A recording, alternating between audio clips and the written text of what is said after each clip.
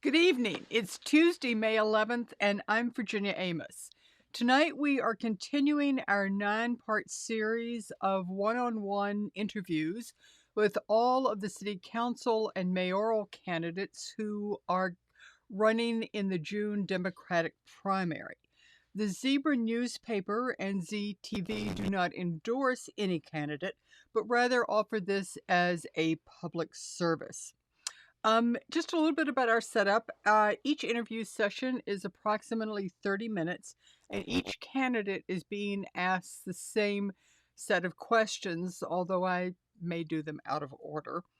Then, if time permits, we will take questions from our viewing audience. And finally, I am not a journalist, nor I would say a particular political junkie, but rather, that was cute, wasn't it? An interested citizen who values participating in the electoral process. So tonight, our second guest is Sarah Bagley. Hi and there. welcome. Thank you so much. Great. It's nice to have you here. It's wonderful to be in a room with another person. Isn't it, though? It really Kirk is. and I were so excited last night. We wanted to actually shake hands, and we were more like doing the ET thing. But I find myself returning Yeah, to that yeah, motion. yeah. So yeah. we're going to get there. Yeah. So we're going to, talk about some serious issues. So I'm going to do a few quick icebreakers. Okay. How long have you lived in Alexandria? 5 years in June. Okay. What 3 words best describe you? Oh. Loyal, kind, and silly. Okay, I'll go with that. What is one thing that most people don't know about you? Ooh, that they don't know. Everybody knows I love the movie The Hunt for Red October, so that's not a good example. Okay.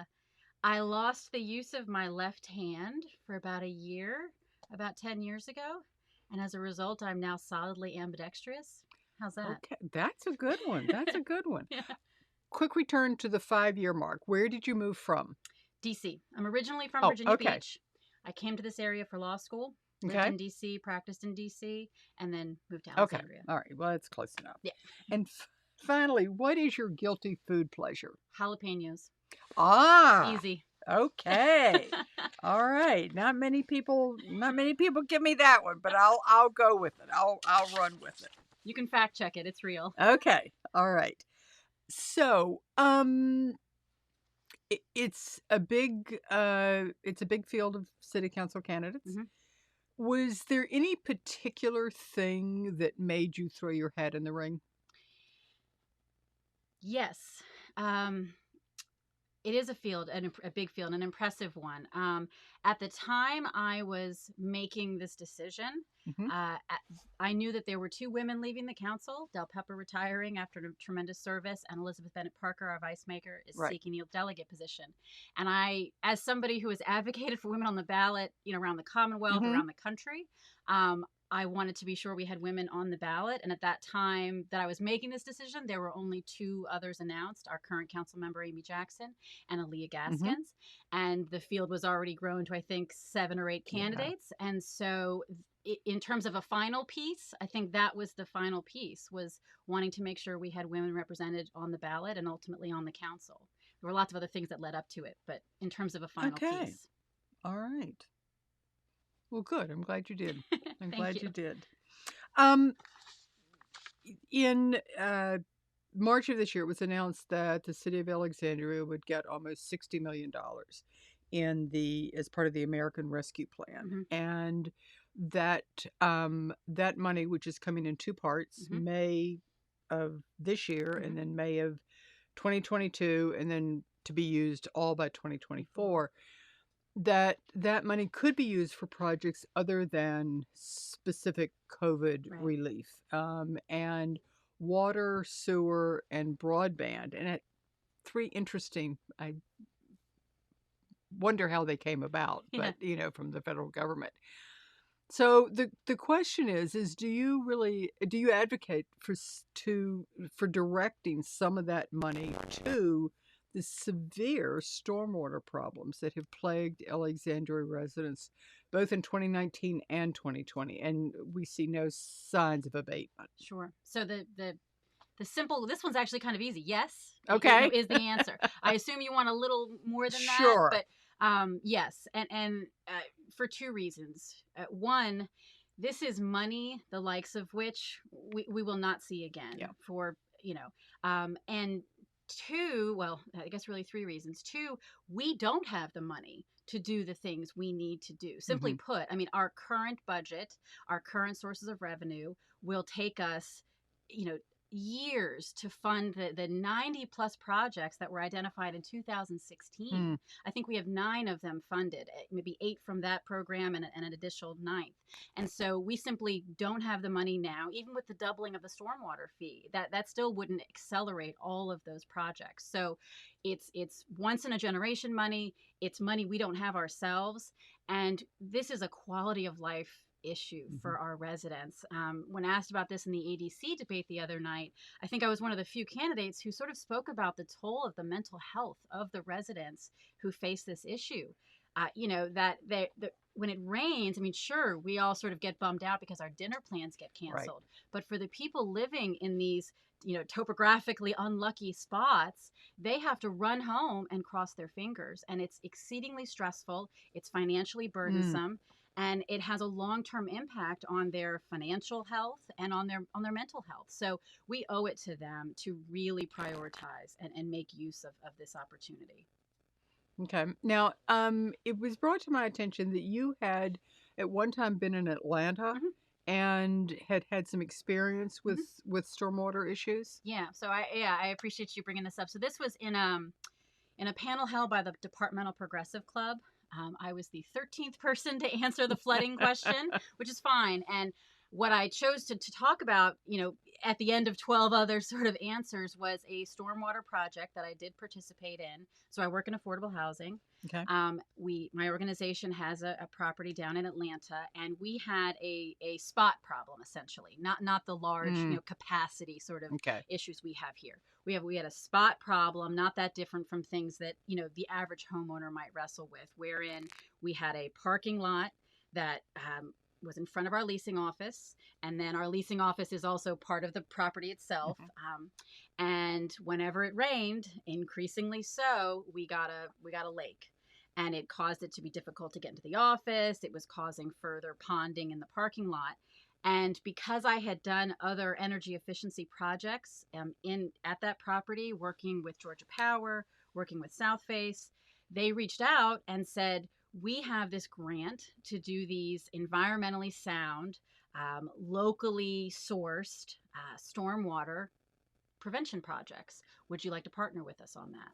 And we ended up moving forward on that project. And the real win for that, and the reason why I brought it up, is it is in no way a solution to our, citywide. Thank you for clarifying. Yeah, and I appreciate you bringing it up, truly. It is a wholly different animal.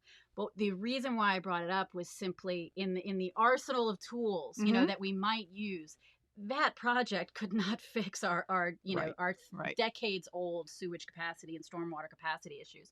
What projects like that can do is if, two homeowners, have a particular depression, that they want to address, can we work with an environmental group, who will partner with them? Because this project, just to bring it to, full circle, it ultimately used like natural grasses, particular soil structures, all things that are a little above my scientific pay grade, but it's designed in such a way that it's natural. It's using rocks and soil and grasses as an absorptive measure. So it was So very, a holistic approach yes. that, Yeah. yes, that individuals could take on. Yeah, yeah. Okay. And again, the last little win for us in it is they hired essentially 2 of our residents. These are people living on low incomes, underemployed, unemployed, and they made them part of the crew that Okay. built the installation. And so for us, it was very Yes. low cost Yeah. to us. It solved our stormwater problem, and 2 of our residents learned a marketable skill.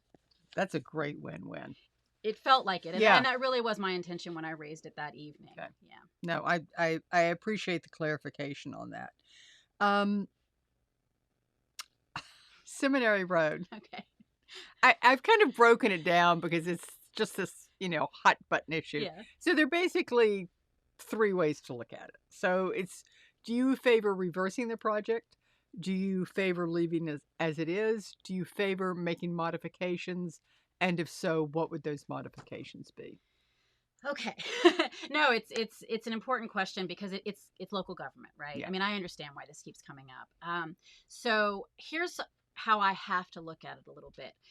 Being where I am now, choosing to enter this race at the end of last year, making my formal file in the beginning of this year, it was, the installation had happened. It was in place. Right. So I really can only look at it with our current reality, which is the design as it is. So, what I trying to recall exactly the 3 that you broke down. What I admittedly am not running on is we have to return it right now. And I've been honest about that. And that is simply because in the universe of, budget choices, priorities, talking about stormwater projects, what I want to see before potentially supporting, advocating, budgeting for that is what has been the impact. It was supposed to be studied. That was always in the plan. We're going to make these changes and then study the impact on congestion, study the usage. But then it was installed and we had a pandemic and nobody's driving. And so I'm aware that the data we might have collected in that initial period right after might not be the most reliable data, might not really be giving us an apples to apples comparison. So ideally, we would either extend, the data collection period until we all, look at us here. I drove here tonight and I'm parked outside.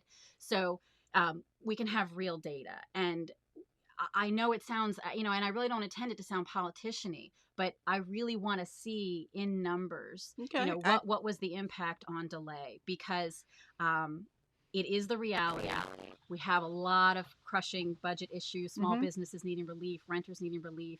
And when we have sort of good data that the residents in the area feel like accurately reflects their lived experiences, then let's revisit the issue. I think that's reasonable. Yeah. So actually, that's segues. I'm going to flip the order of my questions, and I did the same thing with James. How do you see your role on city council, and how do you anticipate soliciting feedback? Like you were talking about specifically the residents of Seminary Road. And, it's interesting because in Alexandria, we don't have a ward system. Right. So it's not like you have a particular constituency or area that's voting for you.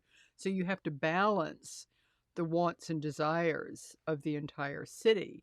How do citizens make themselves heard, and how do you weed out the wheat from the chaff and still be an effective city council person? It is the question, right? And it's a great question.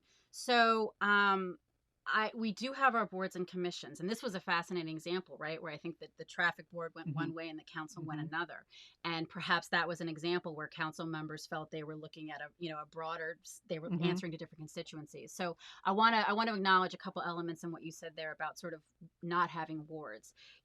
For me as a first-time candidate and for somebody who really wants to understand these issues, I'm actually pleased that we have to be responsive to the entire city. We have to make budget choices, and we have to, incorporate sort of how will this impact different parts of our city. So at present, I think it's good. It encourages that type of thinking. Mm-hmm. And luckily at present, at least with the current council and at least the one before it, we have some representation around the city. We don't seem to have an over reliance on Old Town or Right. the West End or Rosemont, any particular area. So speaking specifically to then how do you do it? I do think the council is designed to be reflective of its constituency, right? I mean, we are the elected piece relative to commissions and boards that aren't elected, relative to our city staff and our city manager who aren't elected. So it is vital that we are listening and we are present. For me, I think a lot of that has to happen, honestly, by getting out from behind our computers and out from behind our desks. Technology is an incredible tool. I mean, we're using it here to communicate. But I know deeply from the work that I do in my day job. I work in affordable housing. I work in communities with people whose, their phones get cut off at times. They don't all have Wi-Fi. They work odd shift hours. They might not have an opportunity to sit through 6 hours of a council meeting to give testimony. So I think we have to be mindful of that. We have to be in the community. We have to tap into who are the leaders, who can speak for these communities, and how can we hold coffee sessions? Can we come out and simply be present? I know we have some of our elected representatives who hold not Taco Tuesdays, but sort of hold opportunities to come and meet and greet. And it sounds silly, but it's in that one-to-one, like, when I've been canvassing, that you get that. So I think, online feedback is valuable. Surveys are valuable, but I think we need to make sure that our board and commission process is truly publicized and reflective of all voices in the community. Even when I moved here, and I'm the kind of person who I moved here, I joined the Dems, I joined Moms Demand.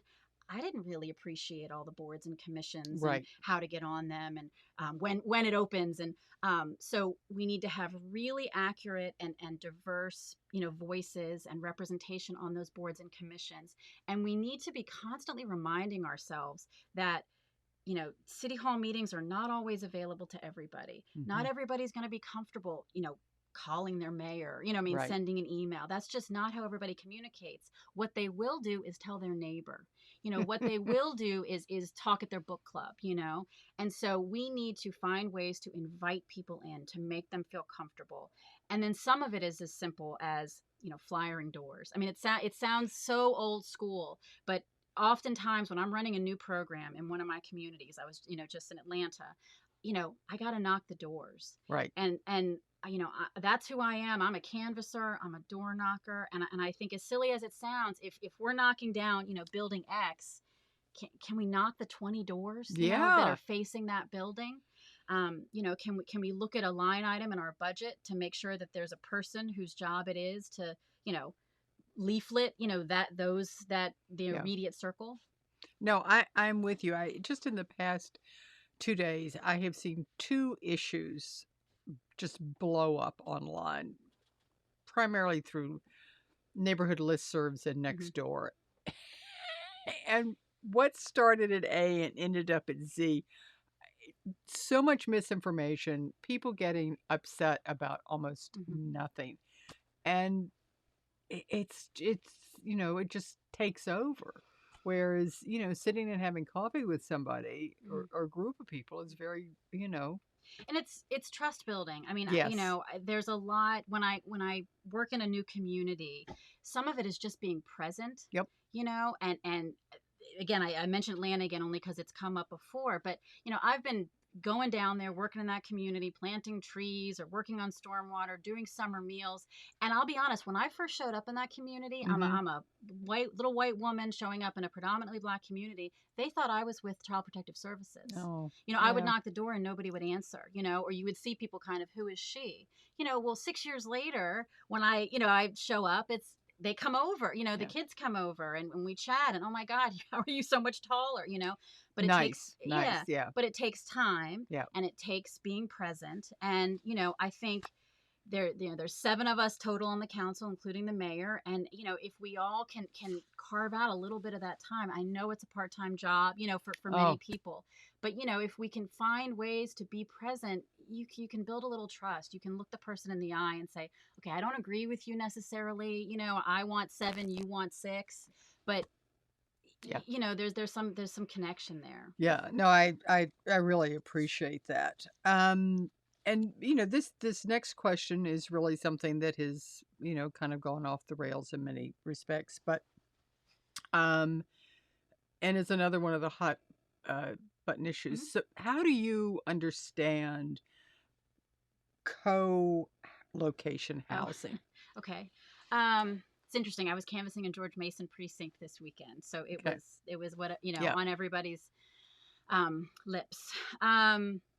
Well, how do I understand it presently is that the school board voted against it. Most of our current council have indicated they don't support it. So present, I understand it's essentially a Okay. non-starter, and it's not a platform I'm running on, to Mhm. advocate. And when you say Mhm. co-location, I assume you're referring to on student or Right. school grounds. Right. Okay. Um, so my position, as I've tried to enunciate it, in various forums, is essentially we need all the school space we can get. In fact, we need to get, we Yeah. need to get into some of these empty commercial spaces if we Right. can. We need to get into rec centers if we can. Whatever we need to get those students who aren't succeeding, virtually, and who need that environment, to get them into that space. So that's the priority. The only reason why and again, new to being a candidate, trying to be very clear why I have not said there's no universe in which I would ever, Mhm. co-locate, is sort of, I think of the boarding school concept. It's not that foreign an idea that teachers Yeah. might live. Having said that, I know that there are laws about it and there's fair housing, and it's Yeah. a complicated issue. The other reason why when I hear the co-location and when this all bubbled up, one of my another personal sort of professional experience that I had is we have a property in Fargo, North Dakota, and when we bought the property, when my organization and partner bought the property, we bought an empty daycare center Mhm. that was next door, and we turned that into our leasing office and a community center and some other amenities. But there was this kind of odd bit of leftover second story space. It used to be their office that we couldn't quite figure out how to make it work as a community space. So we turned it into an apartment, hoping that a maintenance Ah, person might yeah. live there one day. He'd be on site, 24 hours. I've since stayed there, when I go to that Mhm. property to Mhm. visit. So it's only for that reason, in the right circumstance, where it makes sense, where we can provide some sort of workforce preference potentially. But it's, for me, it's not how we solve our Well, housing. I am earlier talking to James, and he said something that kind of reminded. There's this little thing that's running around in the backside of my brain. Several years ago, I was at a meeting of the Delray Citizens Association, and there was an elected official there. And I honestly cannot tell you if it was a city official. What I just can't remember, but I do remember it was right after the new police building, Mm, police headquarters hmm had been built. hmm And they were talking about how extraordinarily expensive it was for this single use hmm building. And that going forward, the city, eh, I don't remember if they said they were going to write it into a mandate or whatever it was, but that in the future, all city hmm buildings would be multiple use because hmm it didn't make any sense just to build something for a single use. And there's part of me that thinks that's kind of how this co-housing hmm has hmm evolved, but has taken on a life of its own. Yeah, I mean, I think these are people's children, Yeah, right? And so, exactly. there are a few issues in society that admittedly we all just, I'm not a mother myself, and yet like I'm an active member of Moms Demand Action. Right, I think right. there are certain things that we all just go, and it raises our radar. So I understand why this has gotten the response that it has, because it is the idea of something very different Hmm. on school children's grounds. So the idea, though, and to get back to, sort of the original question, the idea of entering every new project that is so expensive, that is on limited city space, and taking whatever amount of pause it is to say, okay, in the universe of other things, could we put a Mm-hmm. pool here? Mm-hmm. Could we put, a senior Right. daycare facility here? I mean, that's something that, A health facility. a Yeah. health facility. I mean, look at what happened with COVID, right? I mean, Right. we turned other spaces into vaccination spaces. So I like the idea of, having some minimal checklist. Are there other things we could, we give it enough thought, we rule it out, we move on. But I don't know that I see the harm in asking the question. Asking the question. Yeah, I would agree with you on that. So we're kind of at the end of our time. Well, I know it goes very Yeah. fast. Out there, or do we have any questions from our viewers? Oh. We do have 3 questions from chat. If you'd like to. Okay, let's see here. This is always exciting.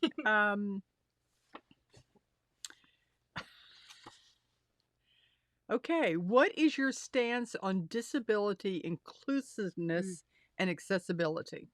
That's a great question, and honestly, one I wish was getting a little more attention. Yeah, In the campaign. So again, not to refer again to my day job, but I do think it informs so much about Which is who fine. I am. Several of the communities that my organization either partners in or owns are senior and disabled communities. So they are either people who are above a certain age or who are disabled in a way that qualifies them for subsidized housing, and it's the things it will teach you and open your eyes to about the baked in assumptions we make about yeah. how to communicate, about what people's needs are. And I am working on it.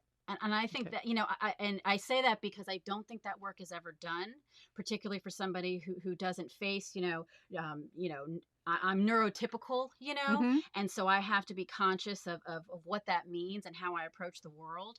I have to be conscious of like I said earlier, not everybody will speak out in a large group. Right. Not everybody is comfortable submitting their in writing. They'd rather talk to you. Some people would rather be texted with. Then there's physical, obviously, things we have to be conscious of. So I think one of the the most valuable things that you can do is not assume that the way you move through the world is how other people do it, and ask them. I mean, Ask them. you Yeah. know. Okay, great. What is your favorite part about being a community advocate, and what advice do you have for young folks regarding activism? Oh, I love this question. Okay. The best part of being a community advocate is twofold. It's the process itself, getting to meet and listen to people's stories. I have knocked on doors in Sparks, Nevada, Augusta, Georgia, Greenville, North Carolina, and people will just open their door and tell you their story.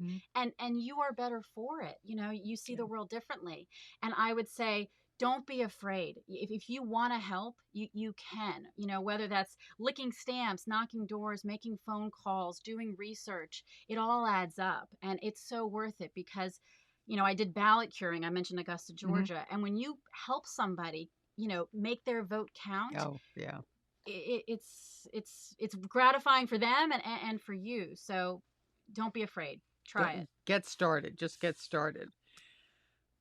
Well, this is a quick fire question. When not campaigning, what is your favorite TV show or movie to binge watch? Somehow I already mentioned that for Red October. And The Great British Baking Show. Come on. Come on. Yeah. I don't get a lot of binging these days, but yeah, I bet. Okay. Well, that's great. What part of the city do you live in? Yeah, I'm in North Old Town now. Okay. I recently became a homeowner during the pandemic. Yes, a lot of people did. Yep, bought a little condo, and I'm just so happy to be settled and have my little corner of the world there. Great. Any final thoughts you'd like to share with our audience? I really just want to thank you for setting this up. This was, a lovely opportunity. I hope I answered, some questions. You did. My website is Sarah for City Council. And Okay. if I've got 30 more seconds, I will mention it's my birthday this Sunday, and we are having a bunch of events. So there's a yoga Okay. class at Ben Brennan Park Oh, outdoors. lovely, lovely. We're having birthday cake in Market Square at noon. Just come have a slice of cake. And then there's a William and Mary happy hour with James and with Marone Teklu, who's another candidate, Okay. in Orinoco Park from 4 to 6. Sounds great. Yeah. We have a lot of. I'm a Taurus baby too. Oh, there you go. Yeah. So thank you so much for Yeah. being with us, and thank you for putting yourself forward. It is sometimes a thankless endeavor. I know it's a lot of hard work, but I know that you love the city of Alexandria, or you wouldn't be doing this, Right. because there's no other reason. There's no other reason to put yourself out there like this. So thank you so much. Yeah, thank you. Thank you, everybody, for listening in. Gosh, it's been a great night. We've learned a lot. And for me personally, this is just, it's so interesting to talk to each of the candidates and get their perspective on the city that we all know and love. So until tomorrow night, I want to thank our producer, David McClure, and our essential intern, Eli Wilcox. We'll see you tomorrow night.